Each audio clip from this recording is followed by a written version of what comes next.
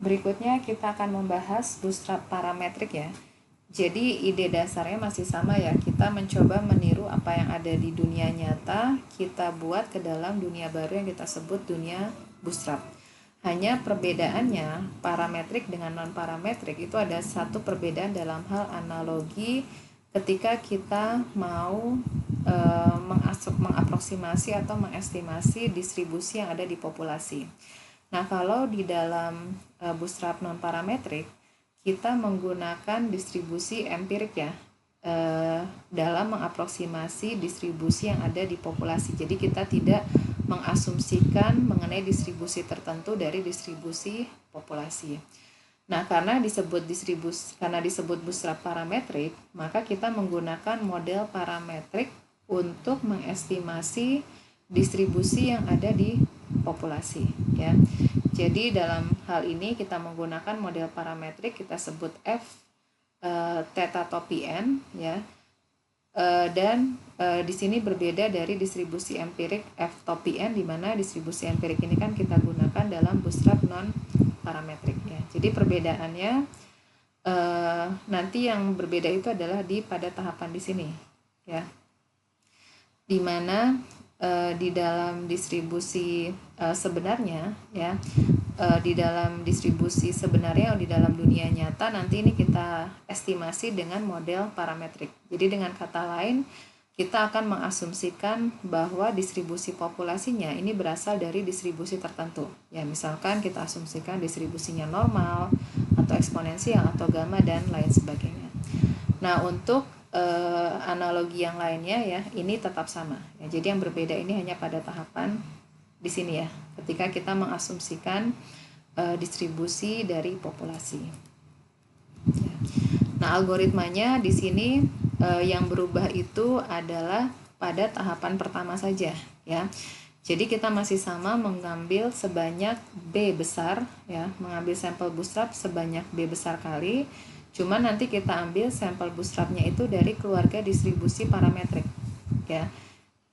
Seperti misalkan kita ambil dari distribusi normal, eksponensial dan lain sebagainya ya. Kemudian langkah kedua kita masih mengevaluasi replika bootstrap ya. Ini adalah nilai statistik yang kita hitung pada sampel bootstrap ya. Kemudian standar errornya masih dengan menggunakan ide yang sama ya, dengan rumus yang sama. Standar errornya itu bisa kita hitung sebagai standar deviasi dari replikasi bootstrap.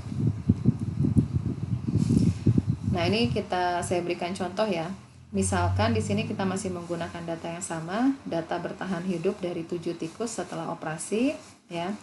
Asumsikan bahwa distribusinya itu distribusi populasinya, misalkan saya tahu berdasarkan informasi sebelumnya dari penelitian sebelumnya bahwa waktu bertahan hidup itu mengikuti distribusi eksponensial ya. Nah, di dalam hal ini berarti kita tahu bahwa distribusi eksponensial ini kan dikarakterisasi oleh suatu parameter yang kita sebut lambda atau laju ya. Nah, lambdanya ini bisa kita estimasi dengan menggunakan informasi yang ada di dalam sampel data ya. Pertama kita hitung min dari sampel data ya, saya sebut M. Nah, nilai lambdanya itu bisa kita hitung sebagai 1/M ya, karena lajunya itu laju dari distribusi eksponensial atau lambdanya ini adalah 1 per nilai minnya ya. Jadi di sini saya masih menggunakan B besarnya 1000. Kemudian saya punya objek yang disebut min titik star. Ini adalah objek nanti di mana kita akan menyimpan replikasi bootstrap ya. Kemudian kita menggunakan perintah looping ya, karena ini mau kita jalankan sebanyak 1000 kali, sebanyak B besar. Kalau sebelumnya kita menggunakan perintah sampel ya, karena untuk bootstrap non parametrik itu kan menggunakan metode resampling, karena kita mengambil data dari data sampel dengan pengembalian. Nah, karena kita menggunakan bootstrap parametrik, berarti kita bangkitkan data dari distribusi eksponensial dengan parameternya berdasarkan informasi yang kita peroleh dari sampel data ya. Ini adalah sampel bootstrapnya, kita sebut X star ya. Kemudian kita menggunakan RXP, ini adalah data yang kita bangkitkan dari distribusi eksponensial dengan banyaknya data itu selalu sama dengan banyaknya data pengamatan, ya. Kemudian ini adalah lambdanya. Kemudian kita hitung min starnya.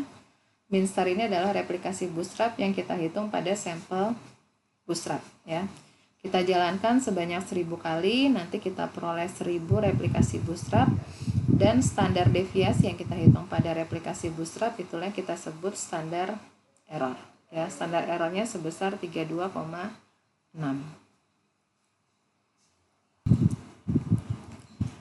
Nah, ini berikutnya kalau kita gambarkan, ya, ini adalah distribusi sampling dari nilai min sampel, ya. Jadi kalau kita lihat karena datanya kita ambil dari distribusi eksponensial, ya. Kemudian juga data pengamatan kita itu relatif kecil, ya. Jadi tentu ini tidak akan mengikuti teorema central limit di mana distribusi samplingnya akan normal, ya. Karena di dalam teorema central limit syarat ketika kita bisa mengaproksimasi distribusi sampling dari X bar itu mendekati normal kalau n-nya cukup besar, ya. Kalau n-nya cukup besar, sedangkan dalam hal ini jelas dia tidak akan mengikuti normal, ya, karena tidak terpenuhi. Yang pertama, banyaknya data itu relatif kecil, hanya 7. Kemudian yang kedua adalah populasinya itu kan bukan dari populasi normal, ya, jadi tidak kita peroleh bentuknya normal.